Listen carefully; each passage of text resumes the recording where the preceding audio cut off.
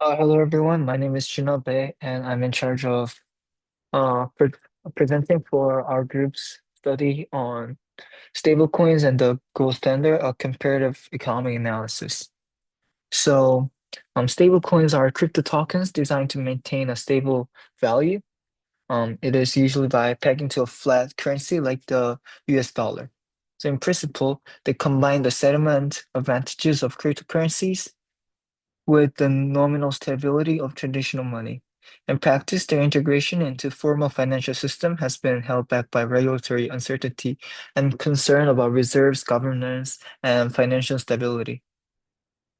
And we're going to dig deeper into stablecoins and about gold. So the project overview and scope. So we'll do the comparative analysis. Uh, we'll look into the regulatory context of Genius Act, analyzing the legislative um, framework designed to integrate stablecoins into established financial systems. Um, Evaluating future prospects for stablecoin adoption in the United States and Korea. We'll do that in the cross-market projection section, and we'll look into the data collection and analysis. So let's get into understanding uh, the stablecoins. So stablecoins. So we'll start with the definitions. Let's look into the core characteristics. So stablecoins represent a category of cryptocurrencies engineered to maintain stable value through a peg to fiat currency, typically US dollar. They integrate digital asset advantages, speed, efficiency, decentralization with the value stability of conventional financial instruments. So despite theoretical appeal, stablecoins remain peripheral to established financial systems due to absence of comprehensive regulatory frameworks. This regulatory gap has limited institutional adoption and systematic integration, although that is not quite the case anymore, as US government is moving towards adapting it to a greater depth. And also there are like smaller countries who have already adopted it as their main currency. And also there are a lot of technical tries to try to incorporate it into their system. So let's look at it at a more deeper steps. So stable coins have fiat-backed kinds. So they're off-chain collateralized. So they are typically USDT, USDC, and similar tokens that claim a one-to-one backing in fiat or short-term securities. And this has a lot to do with the Genius Act. And since we're going to touch on that later, so we'll not cover this at this moment. And there are also crypto centralized directions where over collateralized and volatile crypto assets, for example, they are in its original design. Also, there are algorithmic stablecoins. So it is maintained via mechanisms rather than explicit reserves. And they usually refer to things like Terra USD. You know Terra, 건도요? Uh, although it was definitely a failed attempt, it does have its place in one of its definitions. And the functions that these stablecoins hold is that it holds a medium of exchange for um, on-chain transcriptions in DeFi and settlements assessed between exchanges and institutions. So store values for user escaping local currency instability, especially in emerging markets. So increasingly, a wholesale settlement and tokenization layer for traditional finance. Yeah, so that's roughly it as to what stablecoin is. So let's look into more into Genius Act. So regulatory framework and analysis. So reserve requirements. So it mandates one-to-one reserves in high-quality liquid assets, specifically U.S. Treasury securities and Federal Reserve deposits, ensuring full collateralization. So what does it mean? It's written in very complex language. It means that when you buy your um stable coin, it is backed up by the real money, the real typical money that we usually tend to think of, the real currency that we usually think of. And by having a one-to-one reserves, it allows us to have safer trust in the stablecoin, and also because it makes it very tied to the government itself. So compliance and AML standards. So this imposes stringent anti-money laundering requirements and comprehensive compliance protocols aligned with traditional banking standards. So they makes the stablecoin very safe. A lot of times, um, uh, stablecoins such as Bitcoins, like all, I mean, uh, cryptocurrencies, I mean, usually are can be used for very various criminal activities, but this Genius Act puts the stablecoin under the comprehensive protocols aligning with the traditional banking system, and it makes it very hard for criminals to use it for a criminal purpose, and it makes it very safe overall. So interest prohibition. So this Genius Act prohibits payment of interest on stablecoin holding to prevent classification as securities and maintain functional distinction from banking products. So audit and transparency, again, requires periodic independent audits to enhance transparency, credibility, and investor protection within the broader financial ecosystem.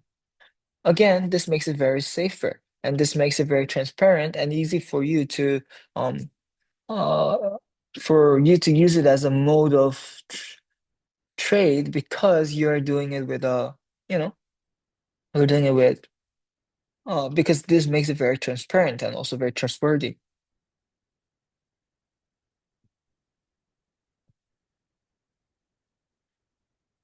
So let's look into the gold standard.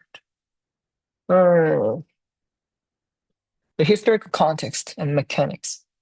So global gold era. So currencies directly linked to gold, providing stable basis for international exchange and constraining monetary expansion. And that's 1870s to 1920s. And here's the one in 1944 to 1971, that's Bretton Woods system, modified gold standard to US dollar convertibility, establishing dollar as global reserve currency. And so from 1971 to now, past gold standard, where Nixon terminates convertibility and initiating era of fiat currencies. So nations maintain gold reserves for policy flexibility, but it's really the fiat money that really carries the whole economic system, although gold still has its immense value. So let's compare them. So how are they different? How are they similar? Here are key concepts. So stability mechanism. So gold standard. They're fixed quantity of physical gold backing currency, and stable coins have liquid assets reserved backing digital tokens. In a sense, they're similar, but also, they are tied to different things. So they're different in that sense. Gold standard, highly constrained, limited policy response capacity, while stable coins have greater adaptability within regulatory parameters. And trust foundations, gold standard has intrinsic value of precious metal, while stablecoins have regulatory compliance and reserve transparency. Um, yeah, that's what makes them similar and different. Um, dig deeper into um their similarities, they're packed to a referenced asset. They have the convertibility discipline, and they have cross-border rule. So gold served as ultimate international settlement asset, and dollar stablecoin can now act as a synthetic dollar. So in a sense, they're similar, and also they're both trustworthy, theoretically at least. Their differences, however, is that um, they differ on who issues and controls the system. So gold, national central banks and treasuries, while stable coins have private issuers, potentially hundreds of them. Uh, they're also different in nature of backing and convertibility. Gold is commodity with a relatively exogenous supply and physical scarcity, while stable coins are backed up financial assets. So under Genius, Reserves are limited to specific liquid and safe assets, but they still reside inside the banking and capital market system. So monetary policy implications, the gold standard severely constrained this directionally monetary policy, often amplifying deflationary shocks. Stable coins do not currently anchor the entire monetary system. So they're different in that sense. And there is also a very big difference in the elasticity of supply. So gold supply grows slowly and cannot easily respond to short-run money demand. Stablecoin supply can respond elastically. So they are a lot more flexible.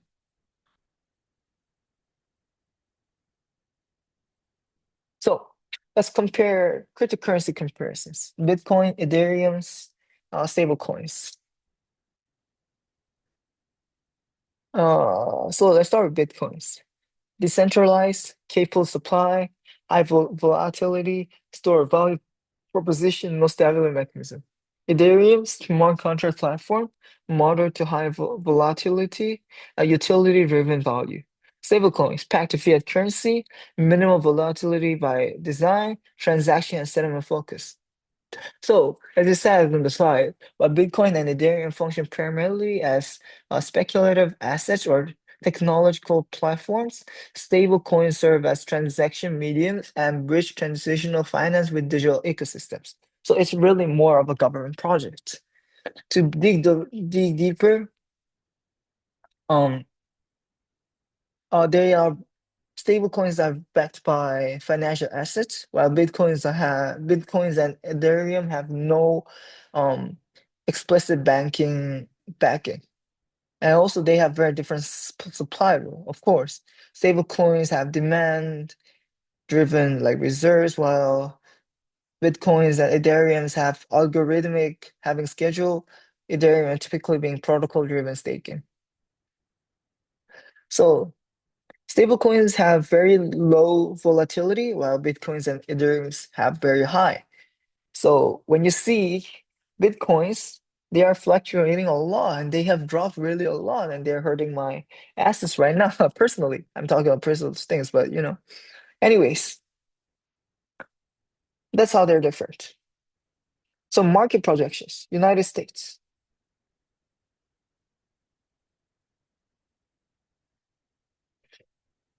Oh, let's look into that's really hard. So regulatory clarity, Genius Act provides institutional confidence, enabling broader adoption. And it has, institutional integration. Major financial institutions have it, and market maturation. So because government does it, it can fuse into market a lot more easily. So that makes it very convenient for everybody. And it is very hard to tell. But let's talk about CBDC. It's more of a deep down topic. And the Fed continues research, but has explicitly ruled out launching a retail CBDC under Powell. That's the leader of the Fed right now. He has not um he has explicitly stated that they're not going to launch a CBDC. So we don't know anything yet. And the outlook overall in the US market is that US is likely to rely on regulated private stablecoins rather than a retail CBDC for the future that we can foresee at least for now. But it's going to change later on. So key uncertainties involve how yielded like rewards from intermediaries exchange will be regulated, how banks respond to potential deposit competition. Okay, let's look into Korea. If you want to look into other countries as well, like European Union, that's in our um, you know, research paper. So look into that. So Korea, cryptocurrency, Korea has high retail participation in crypto. So stable coin trading volumes are significant with a very high amount.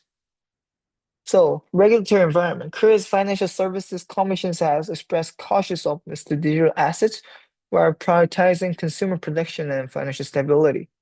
So the drivers of adoption are high smartphones, strong cryptocurrency trading activity, and government exploration of CBDC. And like, I don't know, it's a very sensitive political topic, so I don't want to talk about it at this moment. But anyways, the challenges here is that regulatory harmonization with US standards could accelerate adoption, particularly for e-commerce because Korea have a really good e-commerce and like it's a very good tie with that. And potential collaboration between Korean banks and global stablecoins issuers may emerge post Union Side implementation.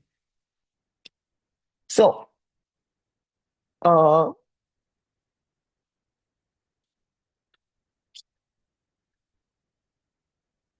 um,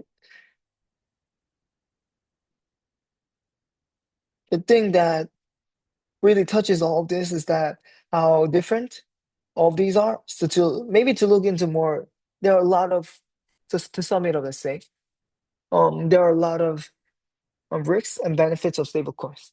As you said, it is a very promising market because government's getting involved and government's promising a lot of things for them to stabilize the financial system because Bitcoin, has already proven its worth, although a lot of people can disagree, and like it's changing a lot of things, and you never know what you're gonna do really because a lot of things are changing indeed. So there are a lot of benefits, as in like convenience, efficiency, and you can also include a lot of people, and like it empowers a lot of people. And also it also shifts a lot of the financial power that's residing in us right now. So overall, it has its benefits, but the risk is that it might ruin the liquidity problems, and it might shadow the banking and finance system. So all those are very various risks that could have with it. And CBDC, they're all very careful topics. So I hope this helps everyone to understand a bit about the stable coins, and that concludes my uh, presentation. Thank you for listening.